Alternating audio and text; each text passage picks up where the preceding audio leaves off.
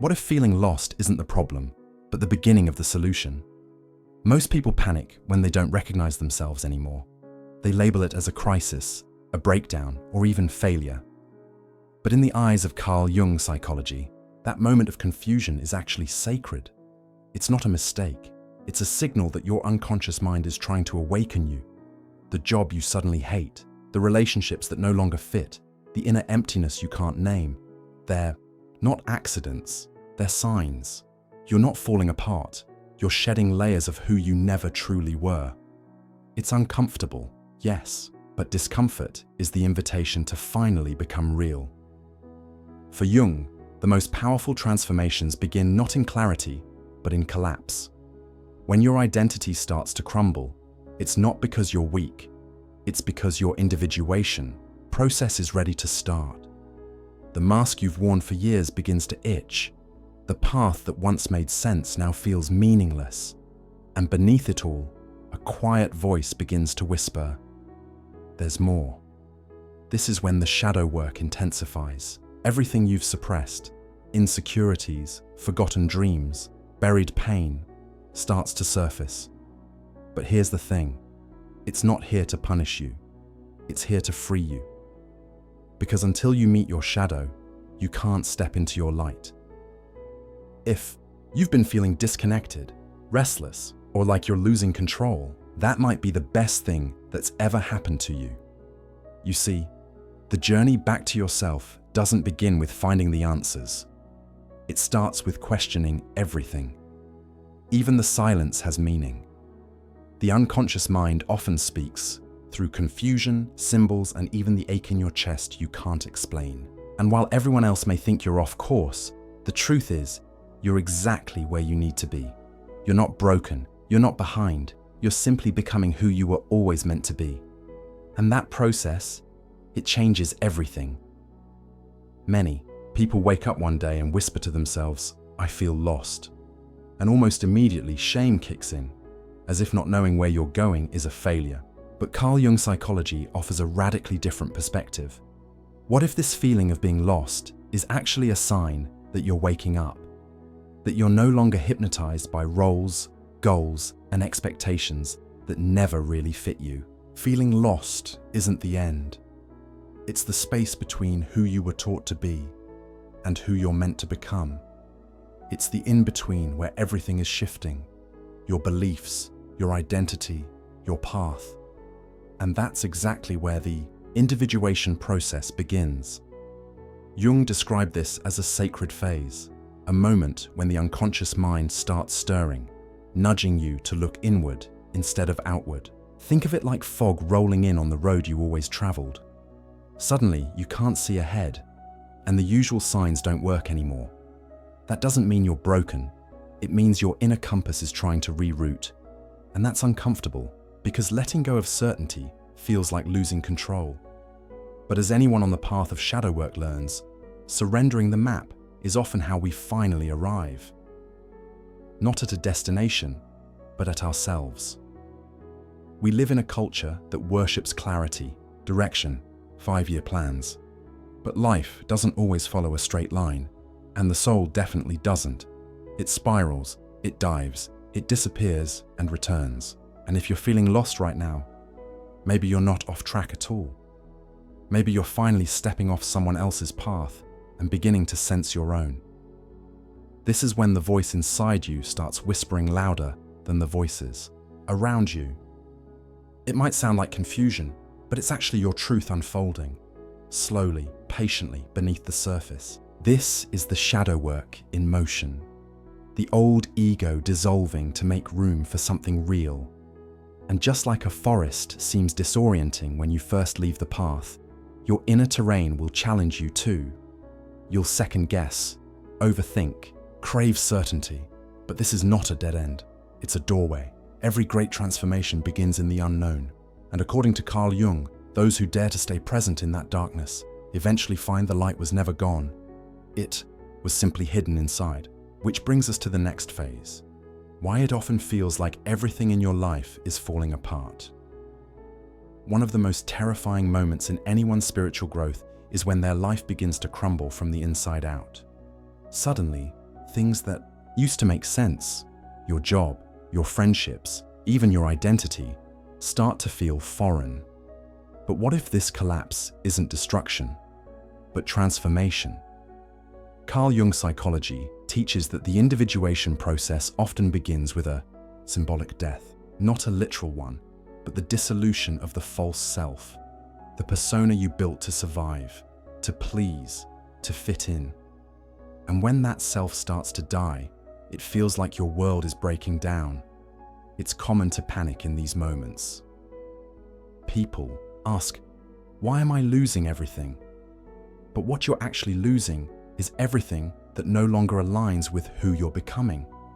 Old versions of you, shaped by survival and society, begin to fall away. This is the sacred burnout, the emotional exhaustion, the confusion, the loneliness. These aren't signs of failure. They're signs that your unconscious mind is purging what can no longer stay. Think of it like a snake shedding its skin. It's vulnerable, yes, but also inevitable. You might notice relationships shift, friends fade, your passion for certain projects dies out. Even your body might respond with fatigue, tension, or weird dreams. All of it is part of the spiritual detox. Your psyche is screaming, we can't keep pretending anymore. And while that sounds harsh, it's actually a deep act of love. You're being pulled into shadow work without even realizing it. Your shadow is asking to be seen, to be heard. And the more you resist, the harder it becomes. That's why healing the inner child during this phase is so vital, because it soothes the panic of change. In these moments, you're not just changing, you're unbecoming everything you were never meant to be. And while the ego may mourn this loss, the soul knows it's necessary. So when everything feels like it's falling apart, maybe it's not collapse. Maybe it's the cocoon stage before the wings. And maybe, just maybe, the chaos is clearing the way for something truer to emerge. But what exactly shows up in that chaos? That's where the shadow steps in, and it's time to look at it closely. Confusion is rarely just confusion. Often, it's a storm stirred up by the parts of yourself you've ignored for years. The shadow, in Jungian terms, isn't evil. It's just everything you've repressed to be accepted. Your anger, your neediness, your hidden desires. During times of inner collapse, these parts rise up, not to harm you, but to be integrated. The unconscious mind doesn't operate like a polite guest. It crashes in like a wave when the ego's grip weakens, demanding attention. This is why shadow work feels chaotic. It's your soul bringing repressed material into the light. Think of the person who suddenly lashes out at a loved one during a crisis, or the one who isolates themselves even though they're desperate for connection. These aren't just mood swings. They're the shadow speaking. You sabotage relationships not because you're broken, but because your wounded parts are trying to protect you in dysfunctional ways. Jung believed these moments were sacred invitations. When life feels most confusing, the veil is thinnest between the conscious and the unconscious. That's when the healing begins, not through control, but through surrender. During this phase, journaling isn't just helpful, it's vital. Start by writing to the parts of yourself you don't like. Literally. Dear jealousy, or dear fear, let them speak. What do they want? What are they protecting you from? This symbolic dialogue is one of the simplest and most powerful shadow work tools. Add to this practice dream analysis, a cornerstone of Carl Jung Psychology. Your dreams often show you what your conscious mind avoids. Track repeating symbols, explore their emotional tone, and don't dismiss even the smallest image. Your unconscious mind leaves nothing by accident. It's also important to remember, your shadow isn't just made of pain. It holds your creativity, your sexuality, your power. The same fire that burns can also illuminate. But to get there, you have to walk through discomfort without running. You have to sit with the emotional fog and ask, what are you trying to tell me? Because under that fog is the inner child, waiting to be met with compassion, not judgment. And just as the shadow rises in confusion, something else works quietly in the background. Something ancient, something that doesn't speak with words, yet guides you relentlessly. Let's talk about that. It's tempting to think you've been abandoned by your intuition when life gets quiet. But that silence, it's not emptiness, it's depth. In Carl Jung Psychology, the unconscious mind is always active, shaping, signaling, stirring, even when your conscious mind hears nothing. Sometimes, divine guidance doesn't come as lightning bolts, but as repetition, the same type of person hurting you, the same mistake showing up in different clothes. These aren't accidents, they're messages. When everything seems stuck, your psyche is actually laying down clues like breadcrumbs. Let's say you keep dating emotionally unavailable people. That's not just bad luck. That's your unconscious mind replaying an unresolved narrative, often rooted in childhood, so that you'll finally listen. Jung called this compulsion to repeat. But here's the twist. It's not punishment. It's an act of love. Your inner child, wounded and unheard, is still trying to get your attention. This is the moment where shadow work becomes spiritual. It's not about blaming yourself. It's about learning to decode your life as a symbolic language. You don't need a therapist for that, just radical honesty. And then there are dreams, those surreal, cryptic visions you tend to dismiss as nonsense. Jung believed dreams were the royal road to the unconscious mind, more honest than any waking thought. Start recording them. Even the fragments. Pay attention to the emotions they carry. A snake isn't just a snake. A house isn't just a house. Everything represents something within you. You're not just dreaming, you're being spoken to. The individuation process depends on your ability to listen in these silent moments. Because what seems like confusion may actually be guidance in symbolic form. Even coincidences start to take on new meaning. You think about someone, and they call. A book falls off a shelf, and it's exactly what you needed. Jung called these events synchronicities, signs that your inner and outer worlds are aligning. It's not superstition, it's spiritual pattern recognition. The world responds differently when you're aligned with your path. But that path doesn't come from logic, it comes from the depths. And as strange as it sounds, what looks like aimlessness is often initiation. And that's what we'll talk about next. Becoming who you are isn't about adding more. It's about shedding what was never truly yours. The individuation process is a sacred unraveling. It's not a makeover, it's a remembering. Many people spend decades perfecting their persona, only to realize later that their true self was buried beneath layers of expectation. Carl Jung Psychology teaches that growth isn't linear. It's circular, spiral, full of retreats and returns.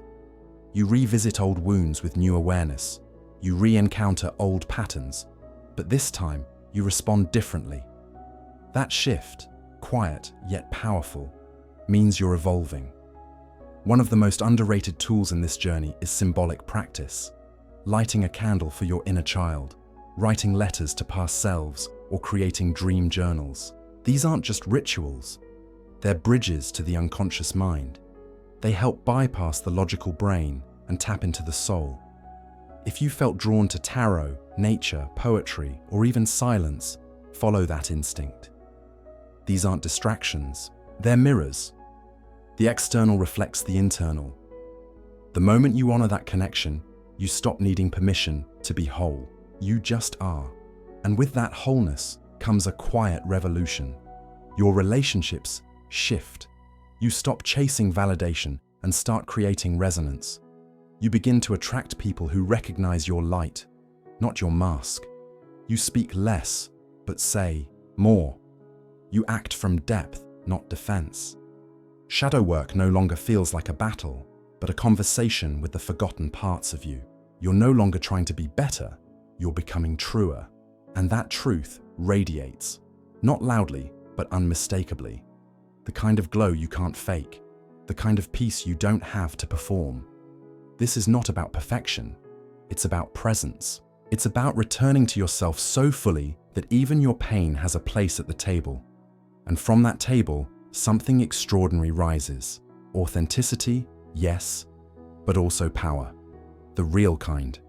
Not control over others kind of power, but alignment with self, power. The type that says, I'm no longer afraid to be me. And when you touch that, you realize you were never really lost. You were just becoming. And now that we've walked the path, let's invite others to begin theirs too.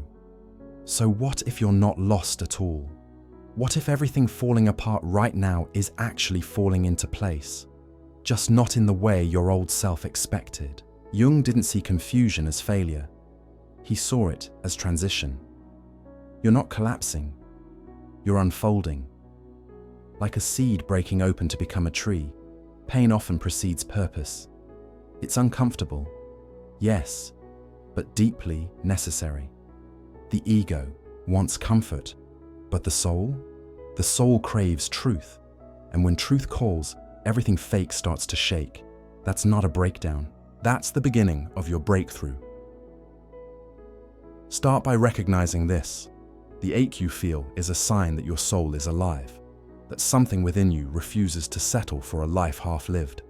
That's where the individuation process begins, not in becoming something else, but in remembering who you were before the world told you who to be. Write it down. Speak it out. Let your dreams become your compass, and your emotions your messages. The unconscious mind isn't silent. It speaks through symbols, patterns, and inner nudges. The more you ignore it, the louder it screams. But when you listen, that's when the path lights up. This is also where shadow work becomes unavoidable. The parts you hide, repress, or deny are still part of you, and they hold the keys to your wholeness. You don't have to fix everything overnight. Just begin by observing. When do you shrink? When do you fake a smile? When do you feel like an imposter? These are clues. Use them. And as you go deeper, don't forget your heart. Healing the inner child is not just emotional, it's spiritual. It's an act of rebellion against generational pain, and it's one of the greatest gifts you can give yourself. Now it's your turn. In the comments, share one mask you're ready to let go of, or one part of yourself you're curious to meet again. Let this be more than a video. Let it be a decision, a sacred moment in your timeline. And if this message stirred something in you, don't let it fade.